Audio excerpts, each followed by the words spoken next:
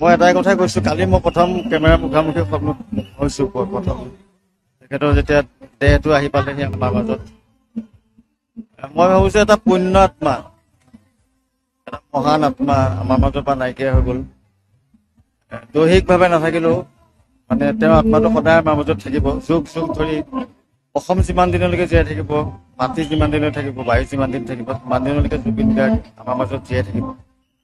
আৰু জুবিন গাৰ্গৰ নিচিনা এজন মহান আত্মা, ইমান এটা সৎ আত্মা, ইমান ডাঙৰ মনৰ গৰাকী আমি আচলতে আকৌ কিমান দিনৰ মূৰত পাম নাজানো। আশা কৰিছো তেওঁৰ আত্মাই সুখত থাকক, য'তে আছে ত'তে ভালে থাকক। আৰু অসমৰ ৰাইজে যাতে তেওঁৰ কামবিলাক, তেওঁৰ যিখিনি আশাকতীয়া কাম, আশা আছিলে, গছ ৰুইছিলে, পশু পক্ষী ভাল পাইছিলে, জীৱ জন্তু ভাল পাইছিলে, সংগীতৰ মাধ্যমেৰে তেওঁক যেন জীয়াই ৰাখিব পাৰো। আমি আমাৰ ফালৰ পৰা সকলো চেষ্টা কৰি যাম। আৰু অসমবাসী ৰাইজলৈ সেয়ে অনুৰোধ। ধন্যবাদ। আমি বেছি সময় নলওঁ, এই সময়ত আপোনাক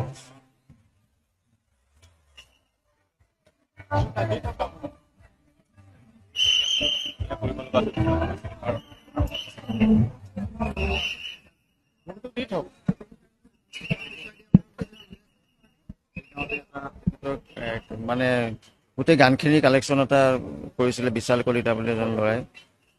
প্ৰায় 38,000 গান তেওঁ কালেক্ট কৰিছে। তাতে লগ পাইছিলোঁ। তাতে আমি প্ৰায় 1.5-2 ঘণ্টা একেলগে আছিলোঁ। সেইদিনাখন চব নৰ্মেল কথা পাতিছিলোঁ, আগৰ নিচিনাকৈ ধেমালি ফূৰ্তি কিবা কিবি। সেয়া শেষ দেখা আছিলে।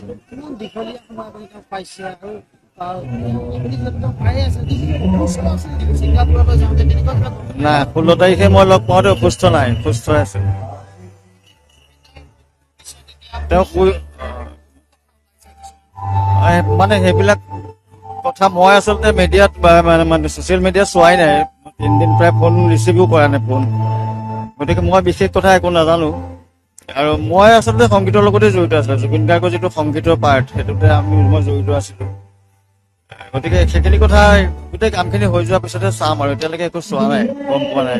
মই এটাই কথাই কৈছো, কালি মই প্ৰথম কেমেৰা মুখামুখি হৈছো। প্ৰথম তেখেতৰ যেতিয়া দেহটো আহি পালেহি আমাৰ মাজত, মই ভাবিছো এটা পুণ্য আত্মা, এটা মহান আত্মা আমাৰ মাজৰ পৰা নাইকিয়া হৈ গ'ল। দৈহিকভাৱে নাথাকিলেও মানে তেওঁৰ আত্মাটো সদায় আমাৰ মাজত থাকিব, যুগ যুগ ধৰি। অসম যিমান দিনলৈকে জীয়াই থাকিব, মাটি যিমান দিনলৈ থাকিব, বায়ু যিমান দিন থাকিব, সিমান দিনলৈকে জুবিন গাৰ্গ আমাৰ মাজত জীয়াই থাকিব। আৰু জুবিন গাৰ্গৰ নিচিনা এজন মহান আত্মা, ইমান এটা সৎ আত্মা, ইমান ডাঙৰ মনৰ গৰাকী আমি আচলতে আকৌ কিমান দিনৰ মূৰত পাম নাজানো।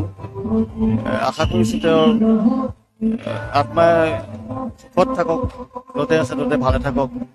আৰু অসমৰ ৰাইজে যাতে তেওঁৰ কামবিলাক, তেওঁৰ যিখিনি আশাকতীয়া কাম, আশা আছিলে, গছ ৰুইছিলে, পশু পক্ষী ভাল পাইছিলে, জীৱ জন্তু ভাল পাইছিলে, সংগীতৰ মাধ্যমেৰে তেওঁক যেন জীয়াই ৰাখিব পাৰো। আমি আমাৰ ফালৰ পৰা সকলো চেষ্টা কৰি যাম। আৰু অসমবাসী ৰাইজলৈ সেয়ে অনুৰোধ। ধন্যবাদ। আমি বেছি সময় নলওঁ, এই সময়ত আপোনাক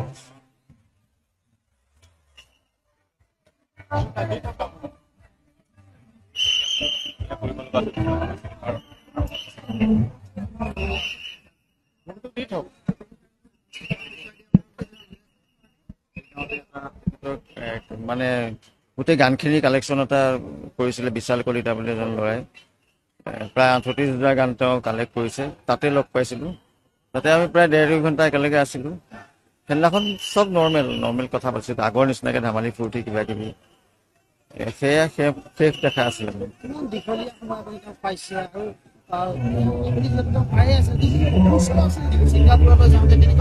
নাই, 16 তাৰিখে মই লগ পাওঁতে অসুস্থ নাই, সুস্থ আছে তেওঁ। মানে সেইবিলাক কথা মই আচলতে মিডিয়াত মানে ছচিয়েল মিডিয়াত চোৱাই নাই। 3 দিন প্ৰায় ফোন ৰিচিভো কৰা নাই ফোন, গতিকে মই বিশেষ কথা একো নাজানো। আৰু মই আচলতে সংগীতৰ লগতে জড়িত আছিলোঁ। জুবিন গাৰ্গৰ যিটো সংগীতৰ পাৰ্ট, সেইটোতে মই জড়িত আছিলোঁ। গতিকে সেইখিনি কথা, গোটেই কামখিনি হৈ যোৱাৰ পিছতহে চাম। আৰু এতিয়ালৈকে একো চোৱা নাই, গম পোৱা নাই।